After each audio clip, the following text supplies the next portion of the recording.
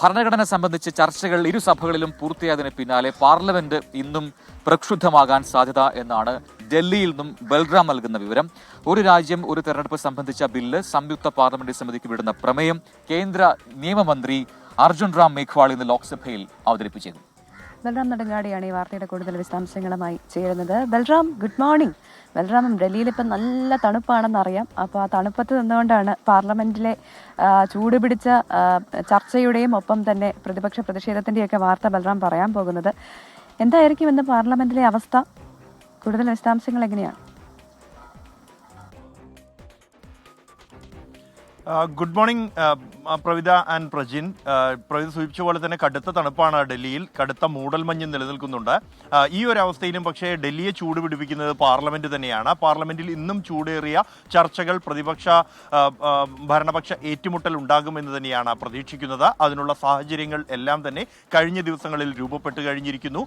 ഇന്നലെയാണ് രാജ്യസഭയിൽ ഭരണഘടന സംബന്ധിച്ചുള്ള ചർച്ചകൾ പൂർത്തിയായത്. ആഭ്യന്തരമന്ത്രി അമിത്ഷയാണ് ഈ ചർച്ചകൾക്ക് മറുപടി പറഞ്ഞത്. ആ ചർച്ചയ്ക്ക് മറുപടി പറയുന്ന ഘട്ടത്തിൽ രാഹുൽ ഗാന്ധിയെ കടന്നാക്രമിച്ചിരുന്നു.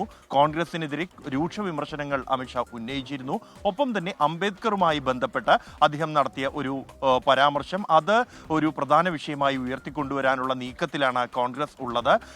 അടുത്തിടെ അംബേദ്കർ എന്ന മുദ്രാവാക്യം വിളിക്കുന്നത് ഒരു ഫാഷനായി മാറിയിരിക്കുന്നു എന്നും ഇത്തരത്തിൽ ഭഗവാന്റെ പേര് ഉച്ചരിക്കുകയാണെങ്കിൽ അവർ സ്വർഗത്തിൽ പോകുമായിരുന്നു എന്നുമാണ് പ്രതിപക്ഷത്തെ പരിഹസിച്ചുകൊണ്ട് അമിത്ഷാ പറഞ്ഞത്. ഇതിനെതിരെ കടുത്ത പ്രതിഷേധം ഉന്നയിക്കാൻ തന്നെയാണ് പ്രതിപക്ഷത്തിന്റെ തീരുമാനം എന്നുള്ളത്. അത് സഭയ്ക്കകത്തും പുറത്തും ഈ പ്രതിഷേധം നടക്കും. നിലവിൽ നടന്നുവരുന്ന അദാനി കോഴ അടക്കമുള്ള വിവാദങ്ങൾ ഉന്നയിച്ചുള്ള പ്രതിഷേധത്തോടൊപ്പം ഈ വിഷയം സഭയ്ക്കകത്തും ഉന്നയിക്കാനാണ് പ്രതിപക്ഷത്തിന്റെ തീരുമാനം എന്നുള്ളത്. അതേസമയം നിർണായകമായ മറ്റൊരു നീക്കം ഇന്ന് നടക്കാൻ സാധ്യതയുള്ളത് കേന്ദ്ര നിയമമന്ത്രി അർജുൻ റാം മേഘ്വാൾ ഇന്നലെ അവതരിപ്പിച്ച ഒരു രാജ്യം ഒരു തിരഞ്ഞെടുപ്പ് ബില്ല്, അത് JPCക്ക് വിടും എന്ന കാര്യം സഭയിൽ കഴിഞ്ഞ ദിവസം തന്നെ അറിയിച്ചിരുന്നു നിയമമന്ത്രി. എങ്കിൽ പോലും ഔപചാരികമായി അതിന് ഒരു പ്രമേയം സഭയിൽ അവതരിപ്പിച്ച് പാസ്സാക്കേണ്ടതുണ്ട്.